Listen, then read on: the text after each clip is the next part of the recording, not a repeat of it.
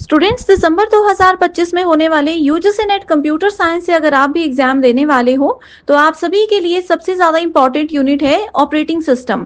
और आज इस सीरीज में मैं आप सभी के लिए ऑपरेटिंग सिस्टम के most important and repeated questions की सीरीज लेकर आई हूँ, जिससे कि आपके सारे कॉन्सेप्ट्स भी क्लियर हो जाएंगे। साथ में आपको इजी ट्रिक्स बताऊंगी जहां से आप करेक्ट आंसर्स को भी बहुत आसानी से आइडेंटिफाई कर सकते हो। तो चलिए फिर इसी के साथ इस मोस्ट इम्पॉर्टेंट सेशन को शुरू करते हैं।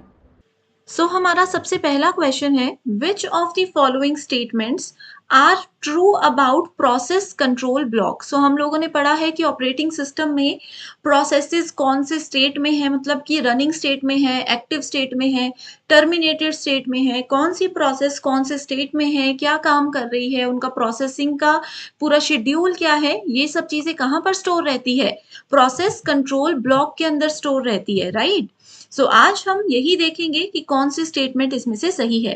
पहला ऑप्शन बोलता है the PCB contains information about process state. Yes, अभी आपको मैंने बताया कि प्रोसेस का स्टेट ये बताता है।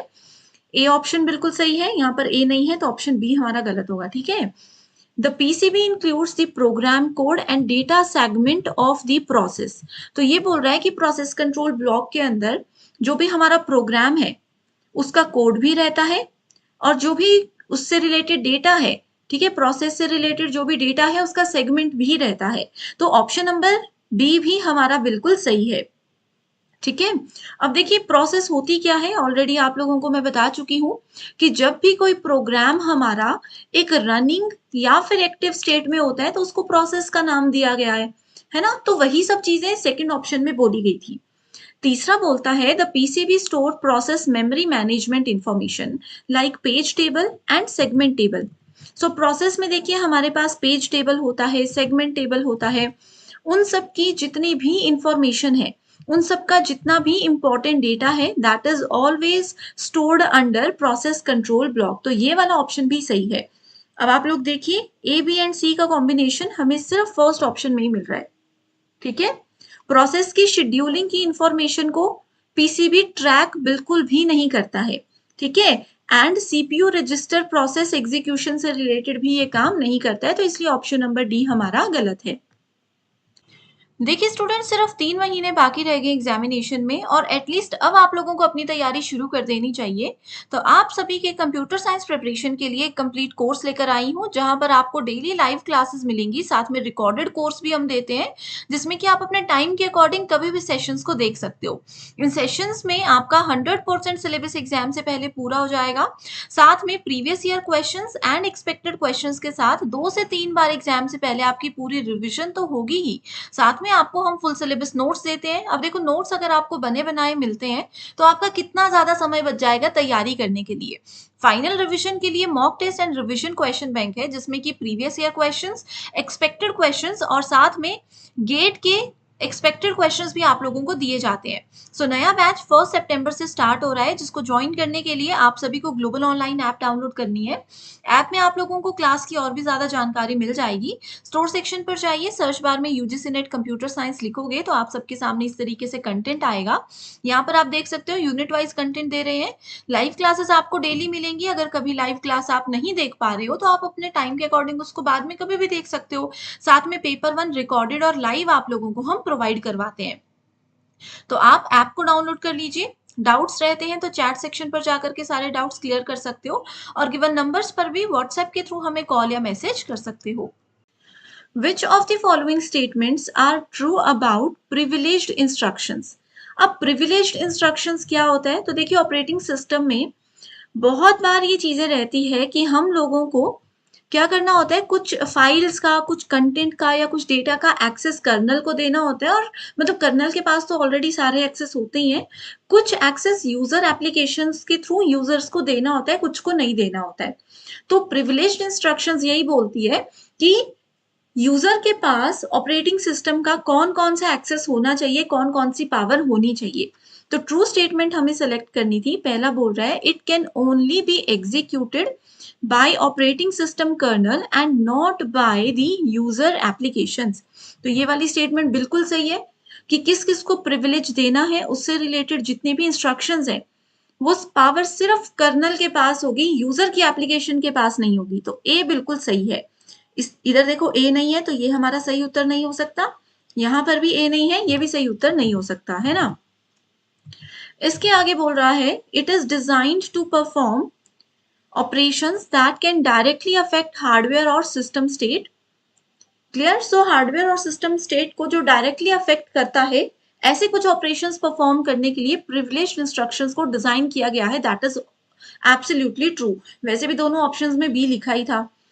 User applications can execute privileged instructions. No, क्योंकि देखो हमने यहाँ पर फर्स्ट ऑप्शन में ही बताया आपको कि यूजर एप्लीकेशंस में प्रिविलेज्ड इंस्ट्रक्शंस नहीं होती है, और यहाँ पर बोल रहा है कि दे कैन एग्जीक्यूट। तो ये वाली स्टेटमेंट बिल्कुल हमारी गलत है, तो सी गलत हो जाएगा। तो करेक्ट आंसर तक हम पहुंच गए, that is option number 1। Only A and B are the correct options. Clear. Which of the following statements are true about mutual exclusion in concurrent programming?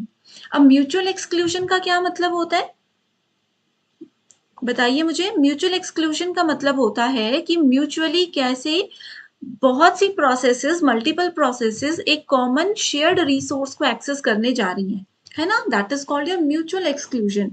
So concurrent programming का भी यही मतलब है कि कंकरेंट प्रोसेसेस कैसे एक resource को, एक कोड सेगमेंट को एक्सेस करना चाहती है, उससे रिलेटेड ट्रू स्टेटमेंट्स आपको बतानी है। Mutual exclusion ensures that only one process can be in critical section at any given time. तो ये बोल रहा है कि एक बार में सिर्फ एक ही प्रोसेस जो है वो क्रिटिकल सेक्शन में होगी। बिल्कुल सही बोल रहा है।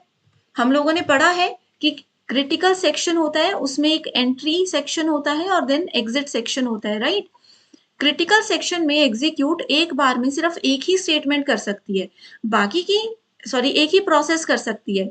बाकी की जो प्रोसेसेस है वो क्या करती है, एक क्यू में लग करके वेट कर रही होती है कि कब क्रिटिकल सेक्शन हमारा रिलीज होगा, कब ये वाला रिसोर्स रिलीज होगा, ताकि हम इस कॉमन जो क्रिटिकल सेक्शन है वो कॉमन पार्ट होता है ना, कि कब हम उस कॉमन पार्ट को फिर जा करके एक्सेस कर सके। क्लियर। सो ऑप्शन नंबर 1 बिल्कुल सही है। इसके बाद आगे बोल रहा है mutual exclusion are design to prevent conflicts. ठीक है, कॉन्फ्लिक्ट्स हो जाते हैं प्रोसेसेस के बीच में। एक बोलती है कि मुझे रिसोर्स चाहिए, दूसरी प्रोसेस बोलती है कि मुझे रिसोर्स चाहिए। तो कॉन्फ्लिक्ट्स को प्रिवेंट करने के लिए म्यूचुअल एक्सक्लूजन को डिजाइन किया गया है।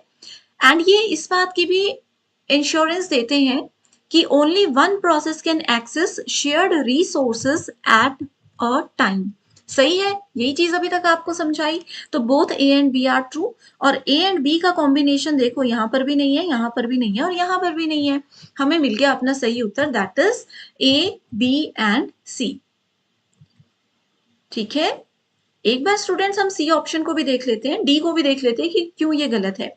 Mutual exclusion can use various algorithms to ensure that processes do not enter the critical section simultaneously, है ना। ये बोल रहा है कि साइमल्टेनियसली यानी कि एक साथ क्रिटिकल सेक्शन में प्रोसेसेस एंटर ना हो, इस चीज के बारे में ध्यान कौन रखता है, म्यूचुअल एक्सक्लूजन हमें बताता है।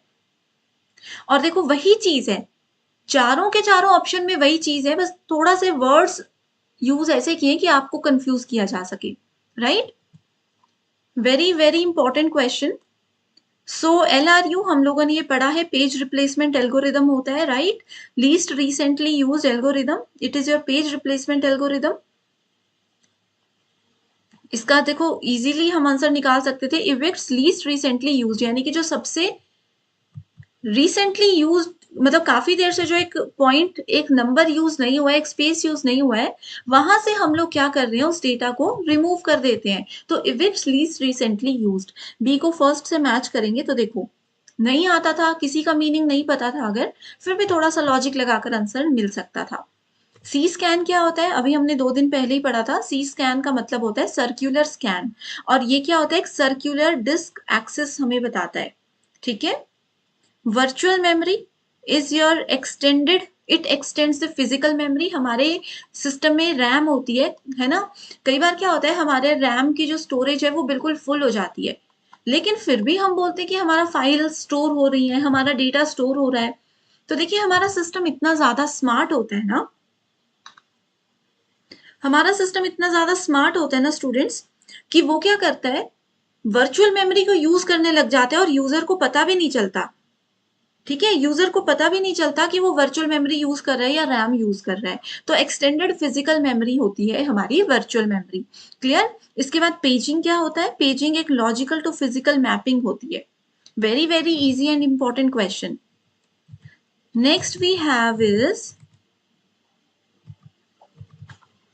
First come first serve algorithm. यहाँ पर FCFS होगा। ठीक है, shortest job first, round robin and priority scheduling. Very easy, try करना। इसको वीडियो को पॉज करो, क्लास को 2 मिनट के लिए पॉज करो और फिर इस क्वेश्चन को आप लोग खुद से सॉल्व करने की कोशिश करो। देखते हैं यहाँ पर क्या है सही आंसर। ठीक है, यहाँ पर है first come first serve algorithm हमें बोलता है processes are executed in the order they arrive. जिस ऑर्डर में प्रोसेसेस अराइव होती हैं उसी सीक्वेंस में, उसी ऑर्डर में उनको एग्जीक्यूट भी किया जाता है। तो A goes with third. Shortest job first का मतलब होता है it select the process for execution with smallest next burst time. जिसका बर्स्ट टाइम सबसे छोटा होगा पहले उस प्रोसेस को एग्जीक्यूट किया जाता है। राइट और रॉन्ग? किसी को भी कंफ्यूजन है ना तो पूछ लेना। वैसे तो ये पता ही होगा हर कंप्यूटर साइंस एस्पिरेंट को, है ना। राउंड रॉबिन में क्या होता है? टाइम क्वांटम दिया जाता है, टाइम स्लाइस यूज की जाती है। And we have priority scheduling. Each process is assigned a priority. Now we have one comprehension based question. Here we have one comprehension जिसके बेस पर 5 क्वेश्चंस जो हैं वो हमें आगे सॉल्व करने हैं। पहला बोलता है the banker's algorithm is a critical deadlock avoidance method. ठीक है, ये क्या बोल रहा है? हम लोगों ने डेडलॉक अवॉइडेंस पढ़ा था जिसमें कि हम हमेशा क्या देखते हैं? सेफ और अनसेफ स्टेट को चेक करते हैं। तो banker's algorithm critical deadlock avoidance method होता है ऑपरेटिंग सिस्टम में, design to facilitate resource allocation without causing deadlock. बिना डेडलॉक हुए वो रिसोर्सेज अलॉट करवाता है डिफरेंट प्रोसेसेस को, है ना। It operates bye maintaining information about maximum resource. ये क्या करता है? कितने रिसोर्सेज अवेलेबल हैं, आपको कितने रिसोर्सेज चाहिए, उसका सारा रिकॉर्ड, उसका सारा इंफॉर्मेशन आप लोगों को निकाल करके देता है। ईच प्रोसेस में require the current allocation resources and the available resources in the system. Current कितने रिसोर्सेज अलॉटेड हैं, यानी कि मान लो मेरे पास 10 रिसोर्सेज है, उसमें से 5 ऑलरेडी अवेलेबल हैं और 5 जो है ऑक्यूपाइड है। तो ये सारी जानकारी हमें बेंकर्स एल्गोरिथम पहले देता है। The algorithm checks each resource request to determine if granting it would leave the system in safe state, meaning that there is always a sequence in which all processes can complete their execution without getting stuck due to resource unavailability। तो देखो मैं आप लोगों को ना ये passage इसलिए समझा रही हूँ क्योंकि इससे आपके बैंकर्स एल्गोरिथम के कॉन्सेप्ट भी क्लियर हो रहे हैं और आगे क्वेश्चन के लिए ना वापस आपको कॉम्प्रीहेंशन पे नहीं आना पड़ेगा। ठीक है, अब ये बोल रहा है कि बैंकर्स एल्गोरिथम हमें बताता है कि भाई अगर मैं रिसोर्स अलॉट कर दूं तो क्या मैं फिर भी सेफ स्टेट में रहूंगा? ऐसा तो नहीं हो जाएगा कि मैं डेडलॉक में फंस जाऊंगा। अब बैंक में क्या होता है? बैंक में मान लो मैं 5 लाख का लोन लेने गई तो बैंक वाले पहले देखेंगे अपना अकाउंट। वो देखेंगे कि यार हमारे पास तो 4 लाख रुपए ही है। तो अगर उनके पास 3 लाख रुपए ही है तो उनके पास अगर 3 लाख है तो वो मुझे 5 लाख का लोन कैसे देंगे? तो ऐसे केस में या तो वो मुझे मना कर देंगे कि भाई आपको लोन नहीं दे सकते, या तो वो क्या करेंगे, किसी से अगर उधारी बाकी रहेगी ये बैंक की तो उनको बोलेंगे कि भाई आपका 6 लाख या आपका 3 लाख का उधार बाकी रह गया उसको पूरा करो और ताकि हम किसी और को आगे लोन दे सके। वैसे ही ऑपरेटिंग सिस्टम में बैंकर्स एल्गोरिदम काम करता है। ठीक है, हम क्या करते हैं? रिसोर्सेज है हमारे पास 10, कोई एक प्रोसेस आ गई P1, उसने बोला कि मुझे 11 रिसोर्सेज चाहिए। तो बैंकर्स एल्गोरिदम में ऑपरेटिंग सिस्टम बोलेगा कि यार मेरे पास तो 10 ही रिसोर्सेज हैं, मैं आपको नहीं दे पाऊंगा, आपका काम नहीं कर पाऊंगा। ठीक है, उसके बाद फिर प्रोसेस P2 आती है, वो बोलती है कि मुझे सिर्फ एक ही रिसोर्स का काम है। तो ये बोलेगा हाँ हाँ मेरे पास तो 10 रिसोर्सेज पड़े हैं, आप एक रिसोर्स को यूज कर सकते हो। तो इस तरीके से चेक किया जाता है ऑपरेटिंग सिस्टम में कि क्या हमारे पास इतने रिसोर्सेज अवेलेबल हैं क्या, जितने की डिमांड की जा रही है। कहीं ऐसा तो नहीं है कि हम उनको यस बोल दें, उनकी डिमांड को एक्सेप्ट कर लें और आगे जा करके देखिए हमारे पास रिसोर्सेज ही ना हो, फिर तो सिस्टम हमारा डेडलॉक में फंस जाएगा। तो ये है ओवरऑल बैंकर्स एल्गोरिदम का प्रोसेस। अब देखना आपके लिए सवाल कितना आसान हो जाएगा। Which of the following is not a requirement of banker's algorithm to grant a resource request. Resource की रिक्वेस्ट करती हैं प्रोसेसेस। ये बोल रहे हैं कि बैंकर्स एल्गोरिदम में किस चीज की रिक्वायरमेंट, किस चीज की जरूरत हमें नहीं है। The requested resources must be available, कि जिस भी रिसोर्स की रिक्वेस्ट आपने की है वो अवेलेबल होने चाहिए। बताइए जरा सही होगा या गलत। ठीक है, ये तो सही है, लेकिन हमें नॉट वाली स्टेटमेंट ढूंढनी थी, इसलिए इस ऑप्शन को हम गलत बोल देंगे। The system must be in safe state after granting the request, bankers algorithm यही तो बोलता है, तो इस ऑप्शन को भी गलत कर देंगे बिकॉज नॉट वाली स्टेटमेंट ढूंढनी थी। The request must not exceed the maximum resources the process can request. एक प्रोसेस अगर 10 रिसोर्सेज की रिक्वेस्ट कर सकती है, तो ये बोलते हैं कि वो प्रोसेस 11 रिसोर्सेज की रिक्वेस्ट ना करे, इस चीज का भी ध्यान रखा जाना चाहिए। तो ये भी सही है, बट गलत कर देंगे इसको भी। The process must be the only one requesting resources. No, process को बोल रहा है कि सिर्फ एक ही रिसोर्स को रिक्वेस्ट कर सकते हो, तो ये तो कोई रूल नहीं है ना। जितनी मर्जी रिक्वेस्ट आप कर सकते हो, बस एक लिमिट जो आपकी सेट की गई है उतने तक होना चाहिए। What is the significance of Banker's algorithm in terms of resource management? Banker's algorithm में resource management का क्या significance है? जिसका significance बोलता है, it ensures that all processes can finish their execution without deadlock. यही करता है ना Banker's algorithm। देखो, एक प्रोसेस है, बैंक का ही एग्जाम्पल लेती हूँ फिर से, ठीक है। मैं बैंक में गई कि मुझे 5 लाख का लोन चाहिए। अब ये बोल रहे हैं कि यार हमारे पास तो अकाउंट में सिर्फ 3 लाख ही अवेलेबल है, तो हम तो नहीं दे पाएंगे। ठीक है, तो ये पहले चेक कर लेते हैं कि भाई ऐसे ना हो कि अंकिता हमारे पास आती रहती है, बैंक में सारी ट्रांजैक्शन यहीं से करती, तो इनको हम 5 लाख का लोन दे देंगे। ठीक है, यस बोल दिया। और जब पैसे देने की बात आई तो उनके पास पैसे ही नहीं थे। बैंक वालों ने देखा हमारे पास तो 3 लाख रुपए ही है।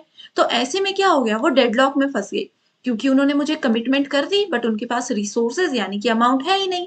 तो अब क्या होगा, अब बैंक वाले मुझे उन्होंने होल्ड पर रख दिया कि यार रुक जाओ आप थोड़ा सा। और वो क्या कर रहे हैं, ऑलरेडी जो लोग इधर उधर पैसा लेकर बैठे हैं बैंक का, उनसे रिकवरी लेने जा रहे हैं। नहीं तो डेडलॉक हो गया कि मैं किसी का वेट कर रही हूं और सामने वाला व्यक्ति उस चीज को यूज कर रहा है ना। तो बैंकर्स एल्गोरिथम इस चीज का ध्यान रखता है कि विदाउट डेडलॉक हमारा सिस्टम अच्छे से अपना जो है एग्जीक्यूशन कर ले। What is the primary goal of bankers algorithm? तो इसका प्राइमरी गोल क्या है? टू अलोकेट रिसोर्स ऑप्टिमली, जितने भी रिसोर्सेज हैं उनको ऑप्टिमली। ऑप्टिमल का मतलब क्या होता है? ऑप्टिमल का मतलब हम लोगों ने देखो पेज रिप्लेसमेंट एल्गोरिथम में भी पढ़ा है, ऑप्टिमल पेज रिप्लेसमेंट एल्गोरिथम में पढ़ा था कि हम क्या देखते हैं, फ्यूचर देखते हैं कि फ्यूचर में हम कहीं डेडलॉक में तो नहीं फंस जाएंगे। ठीक है, फ्यूचर चेक करते हैं पहले कि ऐसे ना हो कि हम इनको हाँ बोल दें और पैसा हो ही ना हमारे पास। ठीक है, तो हमेशा हमारा ऑपरेटिंग सिस्टम क्या करता है, अगर मैं उनसे 3 रिसोर्सेज मांग रही हूँ, उनके पास 2 ही अवेलेबल है, तो वो पहले फ्यूचर देखेगा कि अच्छा यार P1 एक प्रोसेस है जो कि अभी अभी ना 2 रिसोर्सेज को छोड़ने वाली है, तो जब तक हम इसको यस बोलेंगे तब तक वो 2 रिसोर्सेज और आके हमारे पास 5 हो जाएंगे, है ना। तो इस तरीके से देखते हैं कि रिसोर्सेज को ऑप्टिमली अलॉट किया जाए ताकि डेडलॉक ना हो। Which data structure does the Banker's algorithm use to maintain the state of available maximum and allocated resources? तो ये बेसिक क्वेश्चन है कि मैट्रिक्स एंड वेक्टर्स के फॉर्मेट में क्या करता है बैंकर्स एल्गोरिदम काम करता है। बैंकर्स एल्गोरिदम में जो डेटा स्ट्रक्चर यूज होता है that is your matrix and vectors. Clear everyone? किसी को यहां तक कुछ भी डाउट है तो आप लोग मुझसे पूछ सकते हो। अगला सवाल है what information is use to determine if a resource request can be granted? तो ये वाले क्वेश्चन का सवाल आंसर आप लोग दीजिए, ट्राई करिए जरा इसको। ठीक है, सो इसमें बोला है what information is use to determine if a resource request can be granted. So इसका सही आंसर है available resources and current allocation of each process. ठीक है, ये दोनों चीजें जो है पहले से पता होनी चाहिए कि हमारे पास कितने रिसोर्सेज अवेलेबल है और अलोकेशन कितनी है ऑलरेडी, यानी कि कितने ऑलरेडी अलॉट हो चुके हैं। ठीक है, तो ये चीजें अगर ऑलरेडी पता होगी तो फिर हमारा सिस्टम डेडलॉक में फंसने का चांस जो है वो बहुत कम हो जाता है। At a particular time of computation, the value of counting semaphore is 7.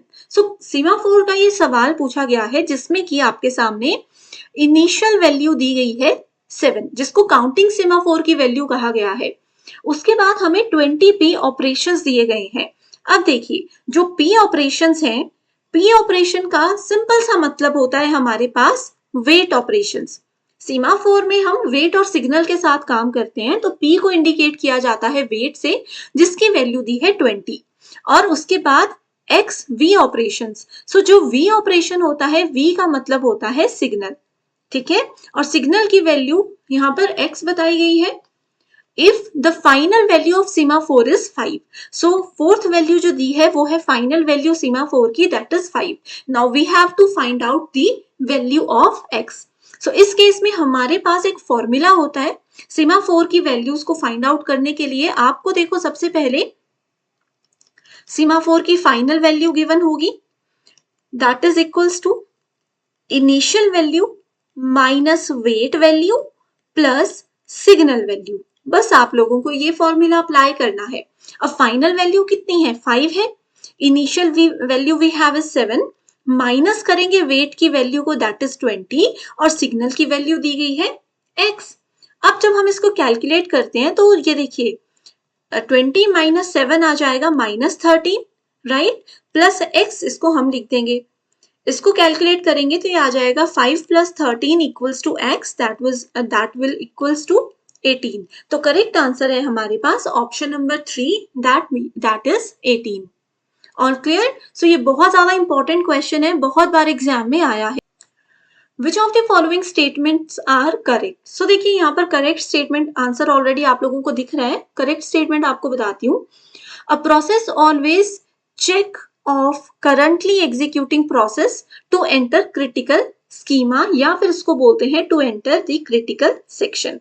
ये बोल रहा है कि कोई भी प्रोसेस अगर P1 हमारे पास है और ऑलरेडी क्रिटिकल सेक्शन में कोई प्रोसेस एग्जीक्यूट हो रही है, तो process P1 always check the state of currently executing process. जो प्रोसेस P2 है, जो कि क्रिटिकल सेक्शन में एंटर हो चुकी है, ये बोल रहा है कि उसका करंट एग्जीक्यूशन स्टेट जो है वो हमेशा चेक किया जाएगा। इसका आंसर है नहीं। क्यों? क्योंकि कोई भी प्रोसेस अगर हमारे पास क्रिटिकल सेक्शन में है तो उसके स्टेट के बारे में हम नहीं जान सकते। वो जैसे ही क्रिटिकल सेक्शन को रिलीज करेगा, अगली प्रोसेस क्रिटिकल सेक्शन में चली जाएगी। क्रिटिकल सेक्शन क्या होता है? एक कॉमन सेक्शन होता है जहां पर जाकर के प्रोसेसेस एग्जीक्यूट होती हैं, 1 बाय 1 एग्जीक्यूट होती हैं, ठीक है। आगे है spin locks uses busy waiting. Yes, जब हमारे प्रोसेसेस का जो स्पिन है इस तरीके से, ठीक है, स्पिन लॉक्स जो है वो बिजी वेटिंग को यूज करते हैं। Very important. Periodically testing a variable until some value appear is known as busy waiting। so ऊपर वाले इसमें आप लोगों ने busy waiting पढ़ा, उसी की डेफिनेशन यहाँ पर लिखी है कि पीरियोडिकली यानी कि कुछ कुछ समय के बाद जब हम किसी वेरिएबल को टेस्ट करते हैं, जब तक हमें कोई वैल्यू अपीयर ना हो जाए, उसको बिजी वेटिंग बोला जाता है, ठीक है। Critical region is a part of program where shared memory is kept. यहाँ पर शेयर्ड मेमोरी को केप्ट नहीं किया जाता, यहाँ पर प्रोसेसेस एग्जीक्यूशन के लिए आती है, ठीक है, इसलिए ये गलत है। Print daemon continuously checks to see if there are any file to be printed। no, this is also a wrong statement,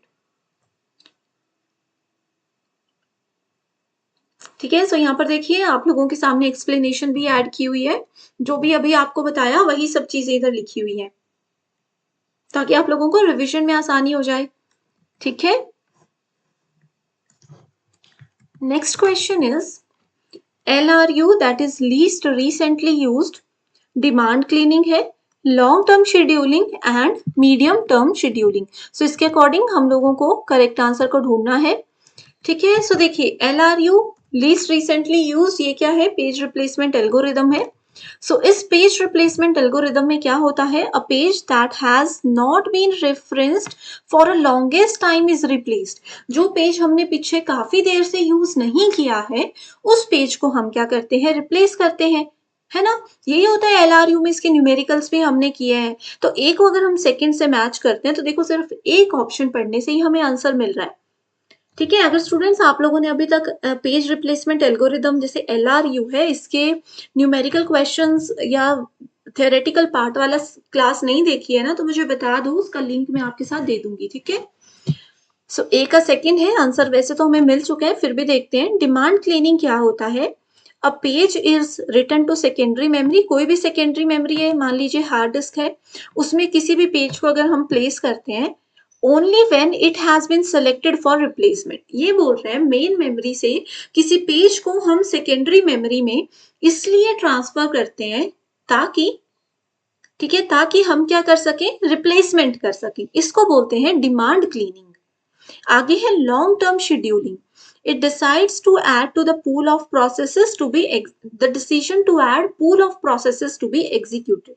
Execution के लिए जो भी processes है उनको यहाँ पर ऐड किया जाता है। Next we have is medium term scheduling, the decision to add to the number of processes that are partially और fully in the main memory. ठीक है, जो प्रोसेसेस पार्शियली या फिर पूरे तरीके से मेन मेमोरी में होती है उसके लिए मीडियम टर्म शेड्यूलिंग को यूज किया जाता है। तो बेसिक लॉजिकल क्वेश्चन था। ये देखिए correct answers with explanation add किया हुआ है जो आपको अभी मैंने समझाया।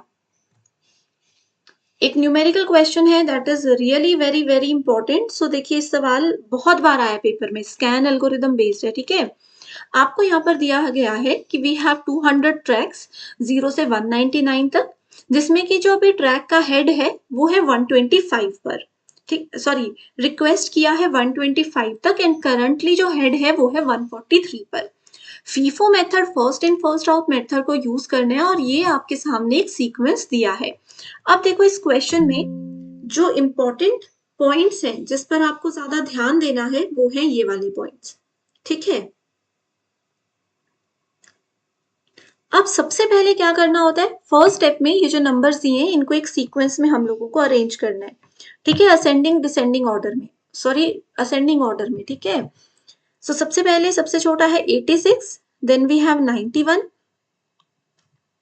94, 102, 130, 143, 147, 150, 175, 177 एंड 199 आ गया। अब क्या बोल रहा है कि ट्रैक का हेड जो है वो कहां पर है, 143 पे है। फर्स्ट स्टेप अरेंज करना है, सेकेंड स्टेप है 143 को ढूंढना।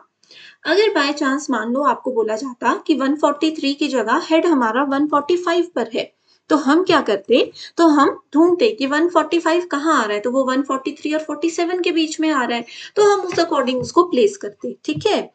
143 पर हेड है। अब अगले स्टेप में हमें क्या करना होता है, 143 से 130 भी आ रहा है, 147 भी आ रहा है। अब देखना है नियरेस्ट इसमें से कौन सा है, तो नजदीक कौन है, 147 है ना, तो हम इस डायरेक्शन में मूव करेंगे। अब अगर हम इस डायरेक्शन में मूव कर रहे हैं तो हम इस डायरेक्शन में चलते जाएंगे अपने हेड तक, दैट इज योर 199। अब इस लिस्ट में देखो वैसे तो 199 लिखा ही नहीं है, 0 से शुरू है, 199 यहां पर लिखा है। ये देखो ये लिखा है ना 199, 0 to 199, तो हमने इस तरीके से लिख दिया, ठीक है। 199 तक आ गए। अब डायरेक्टली हमारा हेड जो है वो यहाँ से मूव करेगा 0 की तरफ। अब क्योंकि 0 की कोई वैल्यू नहीं है तो हम 0 से वापस 186 पे आकर के मूव करेंगे।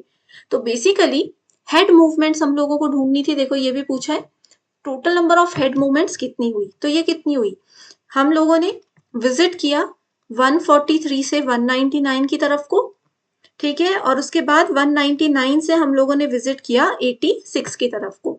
तो जब हम इसको माइनस करेंगे तो ये कितना आ जाएगा, 143, 199 माइनस 143 को ऐड करेंगे।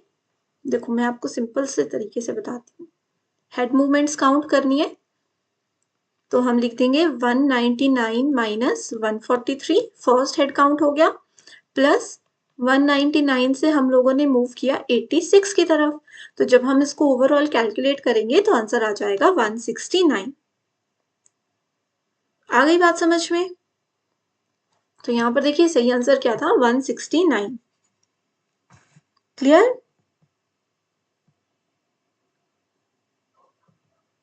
अब देखो यहाँ पर एक चीज और आप लोगों को बताती हूँ जो कि बहुत इंपॉर्टेंट है। वैसे तो लिखा हुआ था स्कैन, है ना, इसलिए हमने 0 और 199 को भी कंसिडर किया। अगर लिखा होगा सी स्कैन, ठीक है, अगर सी स्कैन यानी कि सर्कुलर स्कैन लिखा होता तो हम 199 और 0 को जो है वो ऐड नहीं करते, हमारा ये हेड जो है वो 177 तक मूव करता और सीधा फिर 86 पर आता। 199 को हमने कंसिडर ही नहीं करना था अगर सी स्कैन होगा। सी स्कैन क्या करता है, सर्कुलर स्कैन होता है और ये इनिशियल वैल्यू और एंड वैल्यू को, ठीक है, हेड की इनिशियल और एंड वैल्यू को हमेशा इग्नोर करता है। ये चीज जनवरी 2025 में जो यूजीसी नेट का एग्जाम हुआ है वहां पर थियोरेटिकल तरीके से पूछी गई थी, और अगर आपने वो नहीं देखा है तो उसका लिंक भी मैं दे दूंगी, आप बस मुझे बता दो कि कौन कौन सी क्लासेस अभी देखना बाकी हैं। In Linux where is the user password stored. So Linux में देखो यूजर के पासवर्ड होते हैं, जैसे एंड्रॉइड है, विंडोज है, वैसे लाइनेक्स ऑपरेटिंग सिस्टम है। अब आप यूजर हो, पासवर्ड सेट करोगे तो उसको कहाँ स्टोर किया जाएगा, तो करेक्ट आंसर है ईटीसी पासवर्ड। ठीक है, पासवर्ड की स्पेलिंग भी देख लो, PASSWD है। वैसे अगर आप लोगों को मैं रूल बताऊं तो ये जो है ना एग्जैक्ट इस लोकेशन पर तो स्टोर नहीं होता, बट क्योंकि हमारे पास ऑप्शंस नहीं थे तो मोस्ट रिलेटेड लोकेशन यही होती है। रूल के हिसाब से ETC शेडो नाम का एक स्पेस होता है जहां पर यूजर का पासवर्ड स्टोर किया जाता है। ठीक है, और ये जो ETC पासवर्ड है, this file contains basic information about user accounts but not the actual password. Actual password यहाँ स्टोर होता है, बट क्योंकि मोस्ट रिलेटेड एक उसका स्पेस मिल रहा था तो इसलिए हमने इसको क्या किया, यूज कर लिया। अब ये वाले जो स्टेटमेंट है ETC शेडो, अगर ETC शेडो अनऑक्यूपाइड है, अनऑक्यूपाइड का मतलब समझ रहे हो, ठीक है, ETC शेडो अगर अनऑक्यूपाइड है, it means that password authentication is not required for that user. आई बात समझ में, और ये PYQ की इंपॉर्टेंट स्टेटमेंट है। स्टेटमेंट 1 बोल रही है a thread is a dispatchable unit of work that does not execute sequentially and is not interruptible. So thread क्या होता है, थ्रेड एक प्रोसेस का ही पार्ट होता है ना, थ्रेड क्या है, प्रोसेस का ही एक पार्ट है। सो यहाँ पर आपको बोला जा रहा है कि थ्रेड एक डिस्पैचेबल यूनिट है, अलग हो जाने वाली यूनिट है किसी भी वर्क की, that does not execute sequentially, और ये इंटरप्टेबल भी नहीं होता। तो ये स्टेटमेंट बिल्कुल फॉल्स है। क्यों, क्योंकि थ्रेड को इंटरप्ट किया जा सकता है, बीच में रोका जा सकता है। इंटरप्ट का मतलब क्या होता है, सिग्नल देना होता है ना। कैसा सिग्नल, कोई अर्जेंट प्रोसेस, अगर अर्जेंट टास्क अगर बीच में आ रहा है तो हम एग्जीक्यूशन में जो भी प्रोसेस है उसको बीच में रोक सकते हैं, इंटरप्टेबल। आगे बोल रहा है statement 2, it is not possible to alter the behaviour of a thread. ये बोल रहा है कि हम एक थ्रेड के बिहेवियर को ऑल्टर यानी कि चेंज नहीं कर सकते हैं बाय ऑल्टरिंग इट्स कॉन्टेक्स्ट, इसके कॉन्टेक्स्ट को चेंज करके। जब किसी थ्रेड को सस्पेंड यानी कि एंड कर दिया जाता है फोर्सफुली, तो ये स्टेटमेंट भी बिल्कुल इनकरेक्ट है। डायरेक्ट स्टेटमेंट्स है थ्रेड की बेसिक कैरेक्टरिस्टिक्स से दी गई हैं। रीजन आपके सामने है, ऑलरेडी बता चुकी हूँ, बट क्योंकि PDF आप लोगों को क्लास के बाद मिल जाती है तो बाद में कभी रिवाइज करना हो तो ये आपको हेल्प करेगा। अगर आप लोगों को नहीं पता PDF चाहिए कहाँ से मिलेगी, तो ये वाले नंबर पर आप कांटेक्ट कर सकते हो कि कंप्यूटर साइंस की PDFs आपको कहाँ से मिल सकती हैं। A program that is used by other routines to accomplish a particular task, तो उसको सब रूटीन बोलते हैं। डायरेक्ट स्टेटमेंट है, स्पेसिफिक काइंड ऑफ रूटीन है जिसको कि अदर रूटीन्स क्या करती हैं, कॉल करती हैं कि भाई ये टास्क है, इसको आप परफॉर्म कर लो। ठीक है, an address in main memory is called, main memory का जो भी एड्रेस होता है उसको हम क्या बोलते हैं, सो मेन मेमोरी के एड्रेस को we always call physical address. ठीक है, लॉजिकल एड्रेस क्या होता है, वर्चुअल एड्रेस होता है। वर्चुअल एड्रेस क्या है, वही बात है, लॉजिकल एड्रेस है used in systems with virtual memory. Memory address क्या होता है, जेनेरिक टर्म है दैट कैन रेफर्स टू इधर लॉजिकल और फिजिकल एड्रेसेस, वो उसके कॉन्टेक्स्ट पर निर्भर करती है। Arrange the following levels of interrupt, interrupt का मतलब क्या है, सिग्नल है। ठीक है, इंटरप्ट के 4 लेवल्स हमारे पास होते हैं लाइनेक्स के कर्नल में। आपको उनकी प्रायोरिटी के अकॉर्डिंग क्या है उसको अरेंज करके आंसर निकाल करके देना है। सबसे पहली प्रायोरिटी है यूजर मोड प्रोग्राम्स, ठीक है। सबसे लोएस्ट प्रायोरिटी है यूजर प्रोग्राम अगर इंटरप्ट करते हैं। उसके बाद है कर्नल सिस्टम सर्विस रूटीन, उसके बाद है बॉटम हाफ इंटरप्ट हैंडलर और उसके बाद है टॉप हाफ इंटरप्ट हैंडलर, ठीक है। लोएस्ट प्रायोरिटी है यूजर मोड प्रोग्राम की। अगर यूजर के द्वारा रन किया जा रहा कोई प्रोग्राम हमारे सिस्टम के काम को इंटरप्ट करता है तो उस पर ज्यादा ध्यान हमारा सिस्टम नहीं देता है, ठीक है। इंडेक्स्ड और group allocation is used as, indexed allocation और ग्रुप एलोकेशन जो भी डेटा स्टोर होता है मेमोरी में, ठीक है, वो या तो इंडेक्स्ड के फॉर्मेट में होता है और ग्रुप के फॉर्मेट में होता है। So it is useful in sequential और डायरेक्ट एक्सेस अगर हमें करना है डेटा का तो यूज होता है। जब हमारे सिस्टम का एंटायर ब्लॉक का डेटा जो है अवेलेबल होता है। नो एक्सटर्नल फ्रेगमेंटेशन, सो ये एक बेसिक रूल है computer system operating system fragmentation में कि कभी भी अगर हम लोग इंडेक्स्ड और ग्रुप्ड एलोकेशन कर रहे हैं तो इंडेक्स्ड फॉर्मेट में कभी भी एक्सटर्नल फ्रेगमेंटेशन नहीं होती है, याद रखिएगा, ठीक है। जब भी हम लोग सीक्वेंशियल एक्सेस की बात करते हैं तो सिर्फ सीक्वेंशियल एक्सेस में ही एक्सटर्नल फ्रेगमेंटेशन होती है। तो अगर फ्रेगमेंटेशन वाला टॉपिक भी आप लोगों का क्लियर नहीं है, आप लोगों ने अभी तक नहीं पढ़ा है कि इंटरनल और एक्सटर्नल फ्रेगमेंटेशन क्या होता है, कौन सी सिचुएशन में ये फ्रेगमेंटेशन आती है, तो वो भी एक इम्पॉर्टेंट टॉपिक है, उसको पढ़ लेना, मुझे बता दो अगर नहीं पढ़ा है तो मैं आपके साथ लिंक शेयर कर दूंगी। इसी के साथ चलिए स्टूडेंट्स आज के इस मोस्ट इंपॉर्टेंट सेशन को हम एंड करते हैं। Thank you so much everyone and all the very best.